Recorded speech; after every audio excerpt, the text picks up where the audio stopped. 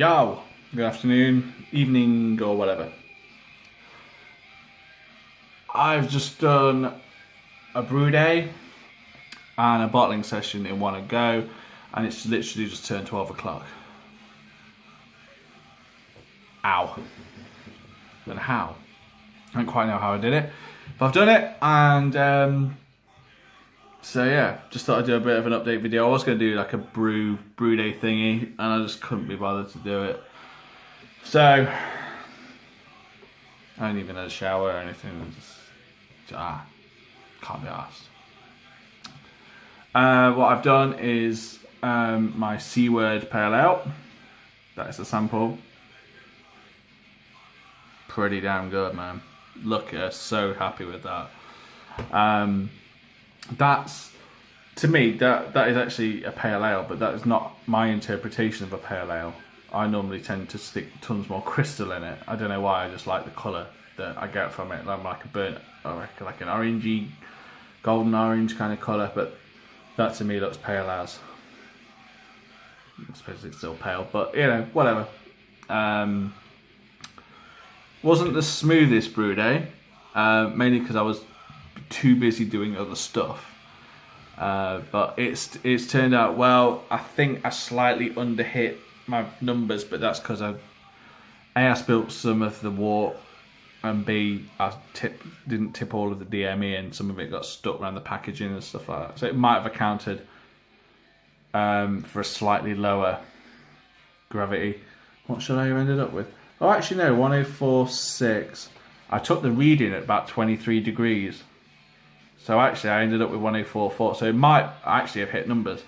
I'll figure it out. I can't be bothered right now. I don't really care because the brew day's done and it looks good. Right, let me tell you what the grain bill should have been and what the hop schedule should have been. Because, yeah, it kind of went wrong. Well, not too much, to be fair. Pretty damn good, actually. I'm pleased. I'm still happy with it. It doesn't matter. Right, so should have been. I'll merge the two. I'm not gonna do it twice. I can't be arsed. Yeah, I'm ready to sit down now. I've still got to tidy up, fully clean everything up, and do some washing and stuff, and make the wife look like I actually care about our house. Because right now it doesn't look like it.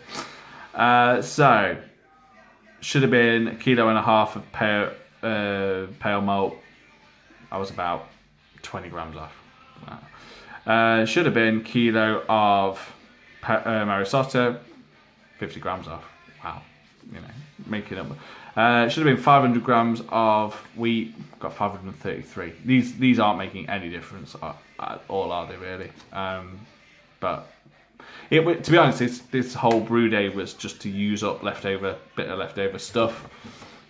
150 grams of carapils, 50 grams of crystal 60 or medium crystal. I'm assuming, I don't know. It's the Young's one. It doesn't actually come with any markings or any kind of indication what Levy Bond rating or whether it's light, medium, dark. It looks medium. I think it's medium.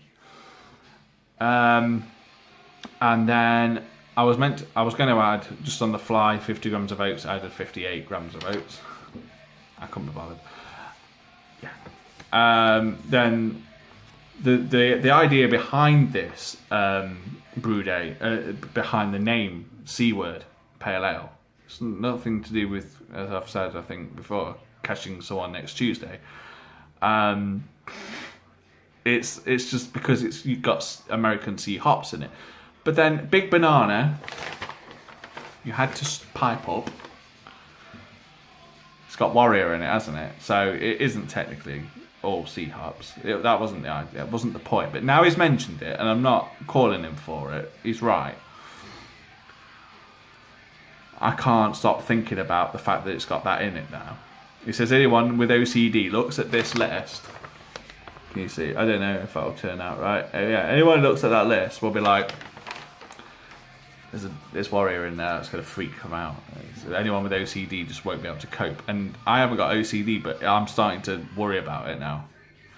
Anyway, I was thinking about calling it Warra, as a W-A And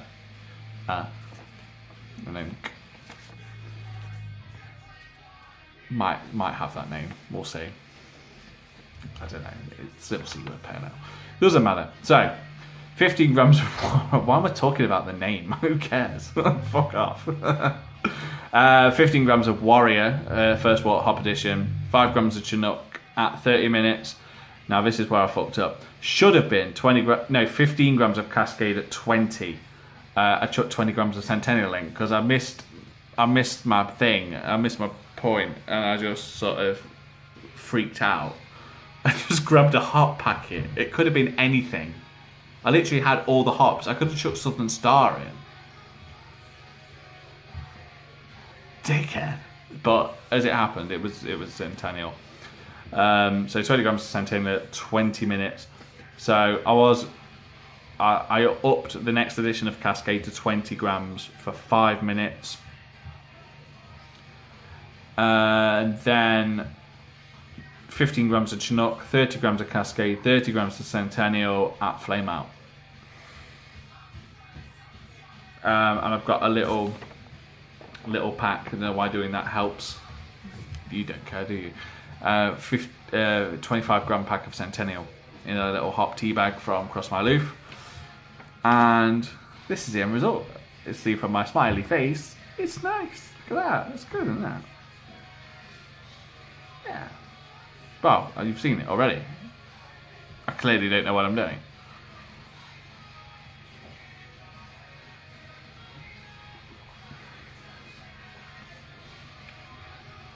I do the same. It's the brewer's equivalent, right? Of having a haircut and having someone go like that behind your head with the mirror, and you just look at it, you just go, yeah. That tells me nothing right now. I don't know why. It tastes nice. It just tastes like hops. Multi-hoppy goodness. So, but that's the beauty of it. You wait another 2 weeks and you see how it's doing, then you condition it some more, and then you end up with a lovely pale ale. Hopefully. Hopefully. I don't know why.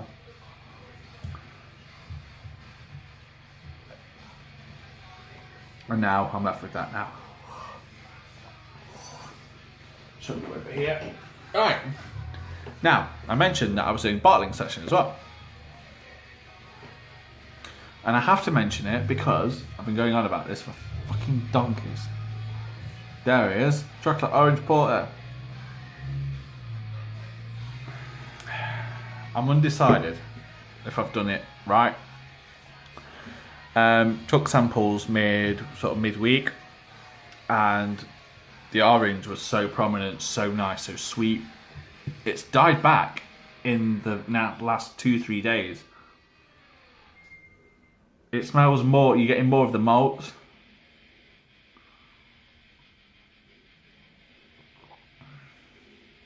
It's got a nice thick mouthfeel because of the lactose. It finished at 1024. Should have been 1022. This is the one that I don't know how strong it is because somebody didn't take a gravity reading. I have been hitting the same efficiency literally every single brew. So whatever I'm doing, I'm consistent. 66% roughly ish. I don't know why I'm saying roughly because I've just said it's consistent. So it's got to be 66%, hasn't it? That's darker than I hoped it would be. But I've added cocoa powder, which I didn't think about. But, you know, cocoa powder, that, whatever it's called, I can't pronounce it. But it is darker than I wanted it, but I don't care. That's lovely. You're getting a bit of chocolate. You're not getting masses of orange. I think I kind of got freaked out when I was adding the extra orange into the fermenter, and someone said to me to just be careful like how much you put in because it can overpower it, especially if it's fresh orange peel. And I think I've maybe underdone it, but I don't know. It's got conditioning time yet. There's absolutely time for this to blossom and become amazing. But yeah, I'm not disappointed because I think it's going to be a lovely, lovely drink. I've got about 30. Hang on, I've got 24 330s and about 15 500ml. So not bad. You're looking at about what, 40-ish bottles, about 35, no, maybe 35 bottles, something like that. Not bad, not bad. And I'm quite happy with that, really. I'm giving a lot of it away as well. One will go to my 100 subs comp. There's a couple of people I owe beer mail to, I'm imagining. So I'm accounting for that.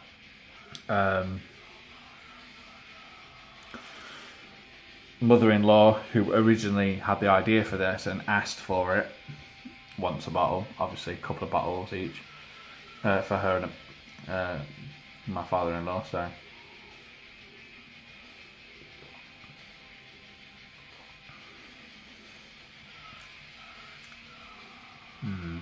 we shall see. I also might have cocked up the carbonation slightly. As we all know, or for those of you who don't know, the temperature that you, I don't know how much of a difference it makes greatly, but I've been told it does affect it.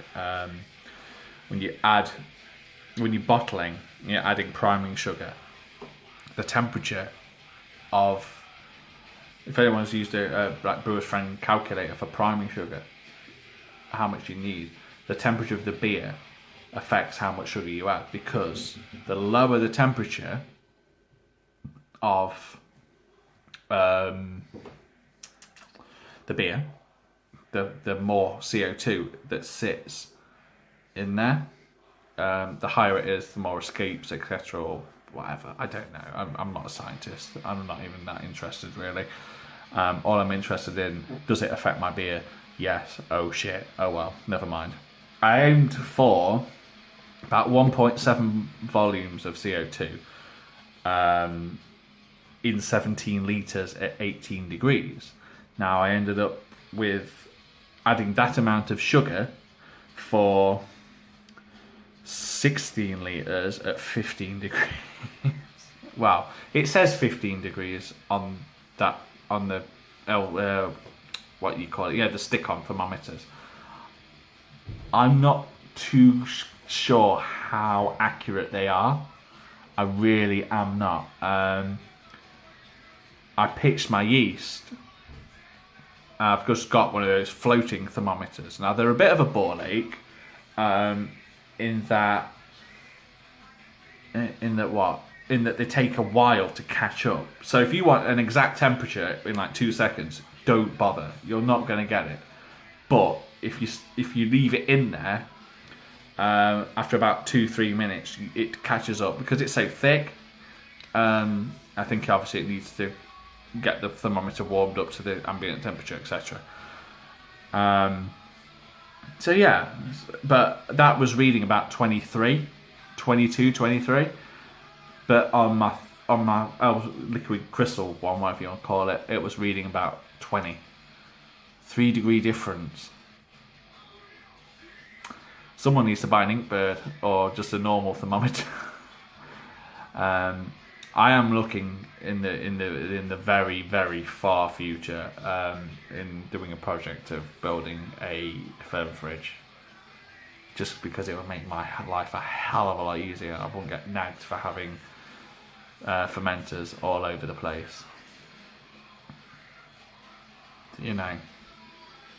But she's got a point. It does look shit, doesn't it? Someone comes, oh hello, this is our lovely house, look at everything I've done. Oh, there's my husband's fucking beer. I can imagine, yeah, you know. No, you know. I get it. I do get it. So, you know, it's on. I've spoken the words. Shit ain't changing. I'm gonna carry on doing it. Because this. Amazing. So, that's it really, I think. I know we're probably going to head on for 20 minutes on this. I'm sorry to bore you.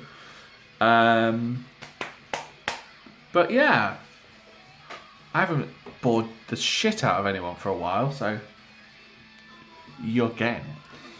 That sounds wrong, doesn't it? Yeah, so I've got a few beer mails I want to get out. 100 subs comp, which will probably be drawn in by the time this goes up, a few days or something like that. I'm not quite sure when I'm going to do it. I'll do the random comment generator thing on the old laptop or something. And yeah, we'll see how we go. What else was I going to say? Yeah, last weekend, as part of the subs competitions, Red Dog's 300 sub competition. I think he's up to like something like 370 or something now. So go subscribe to John if you're not. Red Dog Brewer, because he can get up to 400 and then he can do another competition. And you know, it's just a way of rewarding people. It's kind of nice. It's not rewarding, do you know what I mean? But a bit of gratitude kind of thing. Excuse me. So we brewed up, my idea was to do a red IPA, the initial idea. John then said, let's do a red rye IPA. And I went, okay, that sounds awesome. So I went over to his house and we brewed it up. It's turned into a rye IPA. The red didn't work, but it's kind of a burnt orangey colour. It looks really good, really good. About 5.5%. We'll talk about that. Obviously, me and John will probably do a joint taste test kind of thing. Definitely looking forward to that. Absolutely, because that was a good brew day. If I'm honest with you, not my style of brew day. I didn't say anything to John at the time. It's nothing secret. It's not my style of brew day. We basically winged it, like totally winged it. There was no thinking about how much. Yeah, I'm very particular when I do my recipes. I'm like this. I've got to know what the fuck I'm doing, because otherwise, shit goes to shit, and shit went to shit even with this. So you can imagine what I'm like without it. But yeah, we were just like, yeah, so we took 20 grams of this in. Shall we do this? Shall we do that? And actually, you know what? I fucking enjoyed it, because it was just like, seat your pants. Who gives a fuck what happens? And cheers, John. It was a good day. Got to sample some good beers as well.